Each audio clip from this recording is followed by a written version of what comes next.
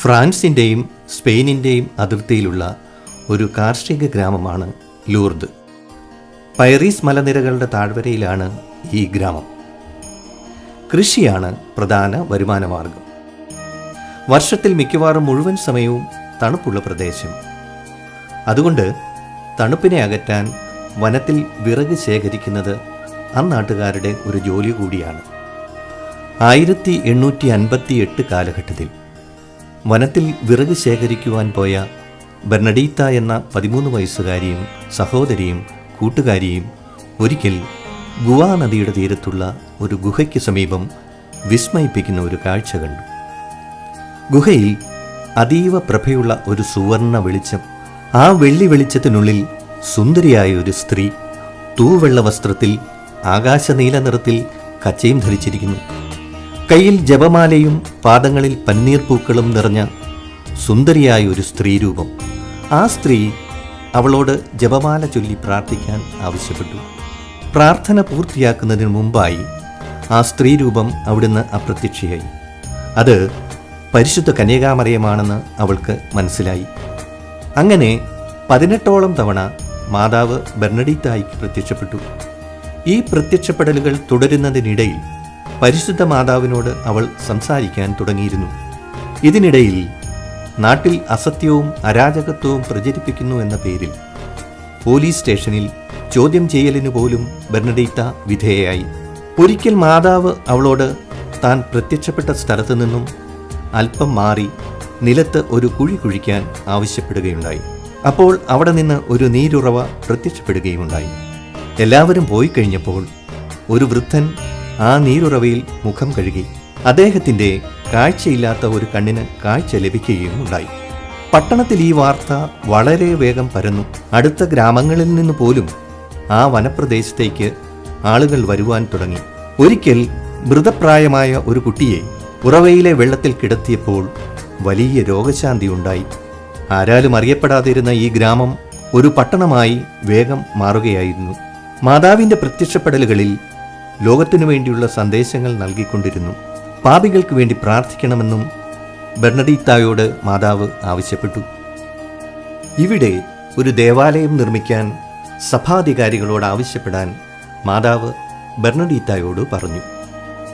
March 25 പ്രത്യക്ഷപ്പെടലിൽ ആ മംഗളവാർത്താ തിരുനാളിന് അമ്മ തൻ്റെ നാമം അമലോത്ഭവയാണെന്ന് ബെർണഡീത്തായ്ക്ക് വെളിപ്പെടുത്തി. പിന്നീട് ക്ഷയരോഗം ബാധിച്ച് 35-ാം വയസ്സിൽ ബെർണഡീത്ത മരിച്ചു. 1933 ഡിസംബർ 8 പയസ് 11 മാർപ്പാപ്പ അവരെ വിശുദ്ധ പദവിയിലേക്ക് ഉയർത്തി. ബെർണഡീത്തായുടെ അഴുകാത്ത ശരീരം ഫ്രാൻസിലെ നവോഡയിൽ ഇന്നും സൂക്ഷിച്ചിരിക്കുന്നു.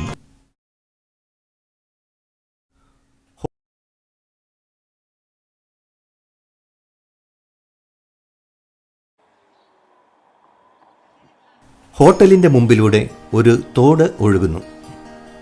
അതിൻ്റെ 2 വശങ്ങളിലുമായി വേറെയും ഹോട്ടലുകൾ.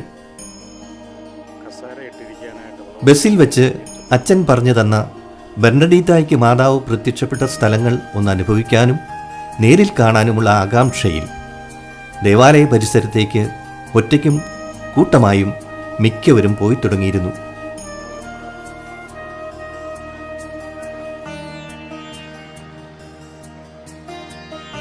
ഭക്തവസ്തുക്കൾ വിൽക്കുന്ന കടകൾ, മെഴുകുതിരി പ്രദക്ഷിണത്തിനുള്ള തിരികൾ, ജപമാല, മാതാവിൻ്റെ ചിത്രങ്ങൾ. മറ്റു ദേവാലയ പരിസരത്തേക്കാൾ ഷോപ്പുകൾ ഇവിടെ കാണാൻ കഴിയുന്നുണ്ട്.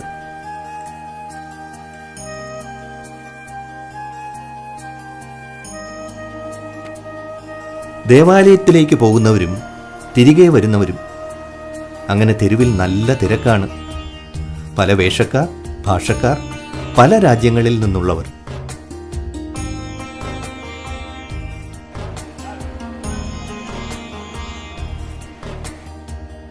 ചിലർ ഗ്രൂപ്പുകളായി വരുന്നവർ കുരിശും കൊടിയും ഒക്കെ പിടിച്ച് ഭക്തിപൂർവ്വം പോകുന്നു. ഇവിടെ പ്രധാന ദേവാലയത്തിന്റെ ഗോപുരം ആകാശത്ത് ഉയർന്നു നിൽക്കുന്നത് കാണാം.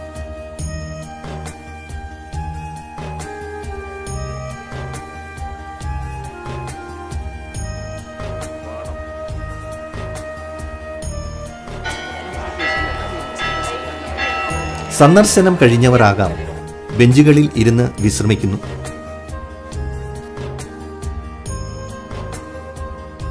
ഇവിടെ എന്തോ ഒരു പ്രോഗ്രാം നടക്കാൻ പോകുന്നതിൻ്റെ ചില മുന്നൊരുക്കങ്ങൾ പോലെ തോന്നുന്നു.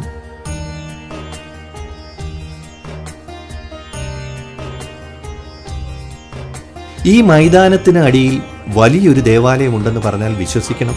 തിരുനാളുകളിലും വിശേഷ ദിവസങ്ങളിലും കൂടുതൽ ജനങ്ങളെത്തുമ്പോൾ അവരെ ഉൾക്കൊള്ളുവാൻ ഭൂമിക്കടിയിലാണ് ഈ ദേവാലയം നിർമ്മിച്ചിരിക്കുന്നത്. 1958 മാതാവിൻ്റെ പ്രത്യക്ഷപ്പെടലിൻ്റെ 100ാം വാർഷികത്തിൽ ഈ ദേവാലയം സമർപ്പിക്കപ്പെട്ടു. സെയിന്റ് പയസ് ബസിലിക്ക എന്നാണ് ഈ ദേവാലയം അറിയപ്പെടുന്നത്.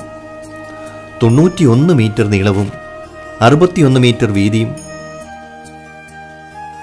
തൂണുകളിലും ആണ് മേൽക്കൂര ഉറപ്പിച്ചിരിക്കുന്നത്. ദേവാലയത്തിൻ്റെ മധ്യഭാഗത്താണ് അൾത്താര. അതുകൊണ്ട് ദേവാലയത്തിൽ എവിടെയിരുന്നാലും തിരുക്കർമ്മങ്ങളിൽ വളരെ അടുത്തുനിന്ന് പങ്കെടുക്കുവാൻ സാധിക്കും. സങ്കീർണമായ ശബ്ദ ക്രമീകരണം എടുത്തു പറയേണ്ടത് തന്നെ. ചുറ്റോടു ചുറ്റും 52 പുണ്യാത്മാക്കളുടെ വലിയ ചിത്രങ്ങൾ അവിടെ സ്ഥാപിച്ചിരിക്കുന്നു. ഇവയെല്ലാം സിമെന്റിൽ പൂർത്തിയാക്കിയ രീതിയിലാണ് കാണപ്പെടുന്നത്. പ്രത്യേകം പെയിന്റുകളൊന്നും ഈ ദേവാലയത്തിൽ പൂശിയിട്ടില്ല. സെയിന്റ് പയസ് ദേവാലയത്തിനും ജപമാല രാജ്ഞിയുടെ ദേവാലയത്തിനും മധ്യേ വലിയൊരു കരിങ്കൽ പില്ലറിൽ പരിശുദ്ധ കന്യകാമറിയത്തിന്റെ ഒരു പ്രതിമ വളരെ ഉയരത്തിൽ സ്ഥാപിച്ചിരിക്കുന്നു.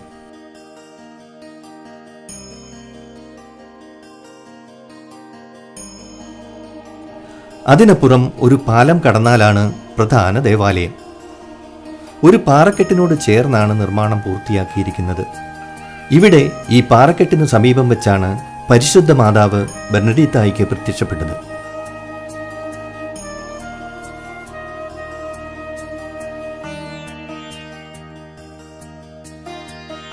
പ്രാർത്ഥനയുടെയും വിശ്വാസത്തിൻ്റെയും സമാധാനത്തിൻ്റെയും ഐശ്വര്യത്തിൻ്റെയും ഒരിടം. ചിന്തകളെ ഏകാഗ്രമാക്കി പരിസരം മറന്ന് പ്രാർത്ഥിക്കുന്നു. പ്രായമായവരും യുവാക്കളും എന്നില്ല, എല്ലാവരും മറ്റൊരു ലോകത്തിലെന്ന പോലെ. ചിലർ മാതാവ് പ്രത്യക്ഷപ്പെട്ട പാറയിൽ തൊട്ടു വണങ്ങുന്നു, ചിലർ ചുംബിക്കുന്നു. മാതാവിൻ്റെ നിർദ്ദേശപ്രകാരം തുറന്ന അത്ഭുത ഉറവയാണ് ഈ കാണുന്നത്. ആ പാറയുടെ മുകളിൽ മാതാവ് പ്രത്യക്ഷപ്പെട്ട സ്ഥലത്താണ് ഇന്ന് മാതാവിൻ്റെ രൂപം പ്രതിഷ്ഠിച്ചിരിക്കുന്നത്. ഒരു വല്ലാത്ത നിശബ്ദതയാണിവിടെ.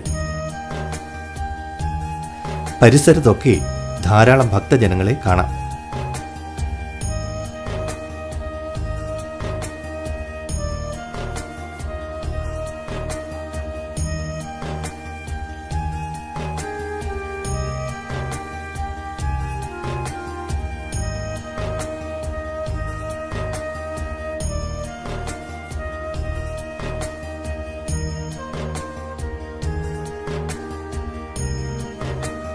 ഇവിടെയാണ് രോഗികളായി വരുന്നവർക്ക് വിശുദ്ധ ജലത്തിൽ കുളിക്കുവാനുള്ള സൗകര്യം. ദേവാലയത്തിന് മുൻഭാഗത്ത് മുകളിലേക്ക് കയറിപ്പോകാൻ 2 സൈഡുകളിലുമായി സ്റ്റെപ്പുകൾ നിർമ്മിച്ചിരിക്കുന്നു.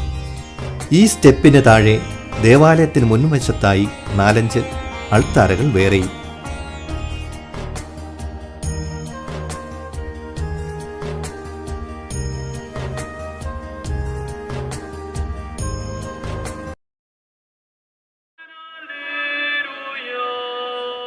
ഈ ദേവാലയത്തിൻ്റെ താഴികക്കുടത്തിൽ 16 ഇടങ്ങളിൽ ഗ്ലാസിൽ ജപമാലയുടെ രഹസ്യങ്ങൾ ചിത്രീകരിച്ചിരിക്കുന്നു.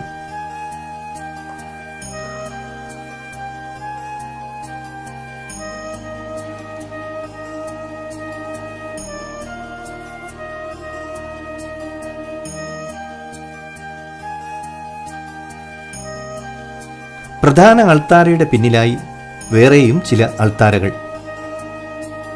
അവിടെ ബൈബിളിലെ പ്രധാന സംഭവങ്ങൾ മാർബിളിൽ ചിത്രീകരിച്ചിരിക്കുന്നു.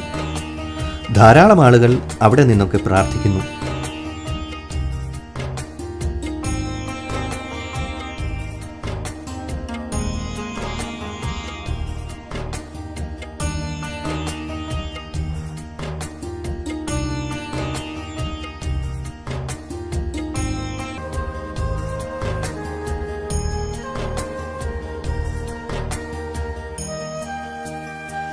ഇവിടെ മാതാവിൻ്റെ തിരുസ്വരൂപത്തിനു സമീപം തിരികൾ കത്തിച്ച് പ്രാർത്ഥിക്കുന്നു. ഇവിടം അപ്പർ ബസിലിക്ക എന്നാണ് അറിയപ്പെടുന്നത്. 1876 ഇത് പൂർത്തീകരിച്ചു.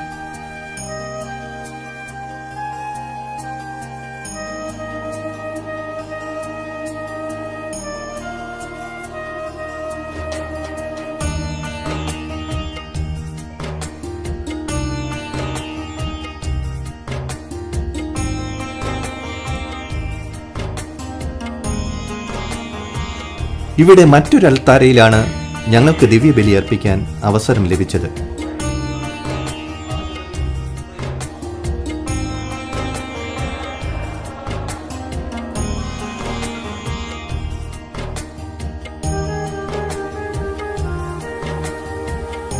കുർബാന കഴിഞ്ഞ് പുറത്തിറങ്ങിയപ്പോഴാണ് ഈ കാഴ്ച കാണുന്നത്.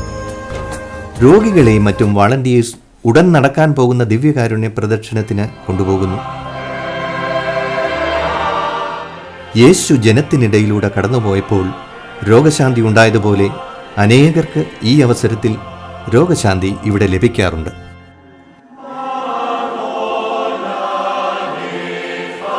എല്ലാ ദിവസവും വൈകുന്നേരമാണ് ഈ പ്രദക്ഷിണം ആരംഭിക്കുന്നത്. 1874 മുതൽ പതിവായി എന്നും ഈ ആഘോഷം നടക്കുന്നു. ജപമാല ചൊല്ലിയാണ് ആളുകൾ ഇതിൽ പങ്കെടുക്കുന്നത്. അത്ഭുതങ്ങൾ, രോഗശാന്തികൾ ഒക്കെ ഈ സമയത്ത് സംഭവിക്കാറുണ്ട്. വിഭിന്ന പ്രായക്കാർ, വിവിധ സംസ്കാരത്തിൽപ്പെട്ടവർ ദൈവസ്തുതികൾ ആലപിച്ചുകൊണ്ടുള്ള പ്രദക്ഷിണത്തിൽ ആരുടെയും അപേക്ഷകൾ അത്യുന്നതൻ്റെ പക്കൽ എത്തും. അത്രയ്ക്കും ഭക്തിനിർഭരമായ ഒരു പ്രദക്ഷിണമാണിത്. കടന്നു പോകുന്ന വഴിയിലുള്ളവർ മുട്ടുകുത്തിയും തലകുനിച്ചും ബഹുമാനിക്കുന്നത് കണ്ടപ്പോൾ കണ്ണു നിറഞ്ഞുപോയി.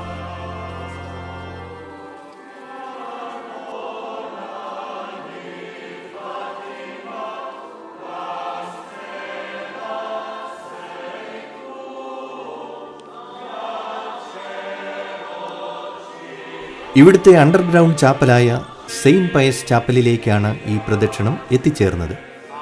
അവിടെ എത്തി പ്രാർത്ഥനയ്ക്ക് ശേഷം പരിശുദ്ധ കുർബാനയുടെ ആശീർവാദമായിരുന്നു. എത്ര ഭക്തിനിർഭരമായ ചടങ്ങുകളായിരുന്നു അത്! അതിൽ പങ്കെടുക്കുവാനും പ്രാർത്ഥിക്കുവാനും കഴിഞ്ഞത് പരിശുദ്ധ ദൈവമാതാവിൻ്റെ അനുഗ്രഹം ഒന്നു മാത്രം.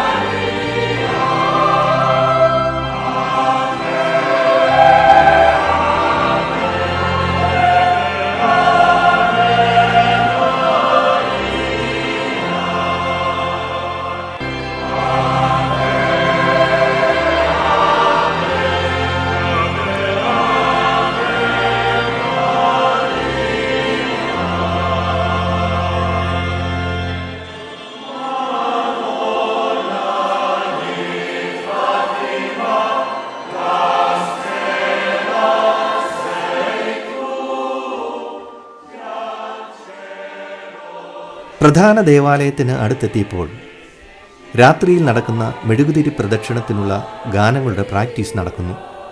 തീർത്ഥാടകരായി എത്തുന്നവരെയും ഈ ശുശ്രൂഷയിൽ പങ്കെടുപ്പിക്കാറുണ്ട്. അതുപോലെ തന്നെ ജപമാല ചൊല്ലുവാനും അവസരം ലഭിക്കാറുണ്ട്. ഇപ്രാവശ്യം ഞങ്ങളുടെ ഗ്രൂപ്പിന് 5 നന്മ നിറഞ്ഞ മറിയം എന്ന പ്രാർത്ഥന മാത്രമേ ചൊല്ലുവാൻ അവസരം ലഭിച്ചുള്ളൂ. അപ്പോൾ ഓർക്കുക, എത്രമാത്രം ജനങ്ങളാണ് അനുഗ്രഹങ്ങൾക്കായി ഇവിടെ തടിച്ചുകൂടുന്നതെന്ന്.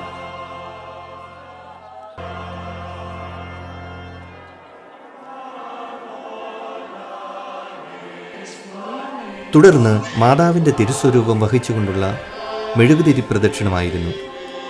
സ്തുതിഗീതങ്ങൾ ആലപിച്ചുകൊണ്ട് ദീപാലങ്കാരങ്ങളുടെ അകമ്പടിയോടെയാണ് ഈ പ്രദക്ഷിണം ആരംഭിച്ചത്.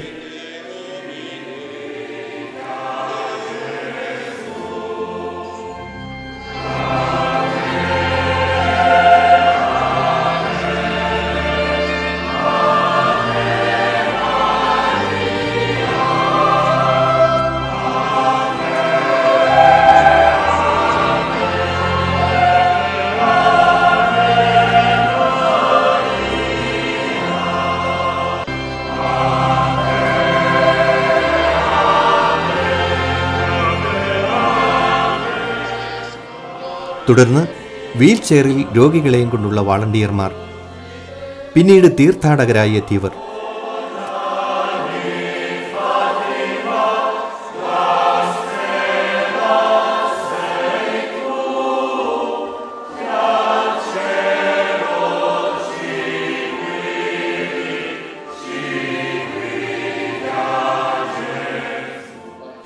ആ തണുത്ത രാത്രിയിൽ,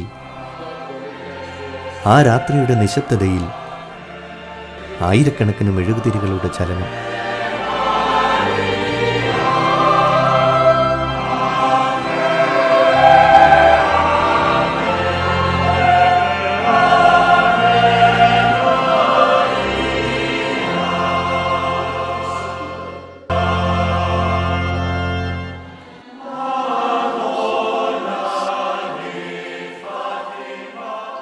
ഇതുപോലൊരു കാഴ്ച മുമ്പ് കണ്ടിട്ടില്ല.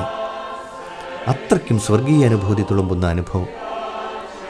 ഏതാണ്ട് 1 മണിക്കൂർ എടുക്കും ഈ പ്രദക്ഷിണം അവസാനിക്കാൻ. തിരികെ ആദ്യം രോഗികളായവർ, പിന്നീട് ജനങ്ങൾ ദേവാലയത്തിൻ്റെ മുൻപിൽ എത്തുന്നു. തുടർന്ന് ആശീർവാദം. സത്യത്തിൽ പറഞ്ഞറിയിക്കാൻ പറ്റാത്ത സന്തോഷത്തിലായിരുന്നു ഞങ്ങളുടെ മടക്കം.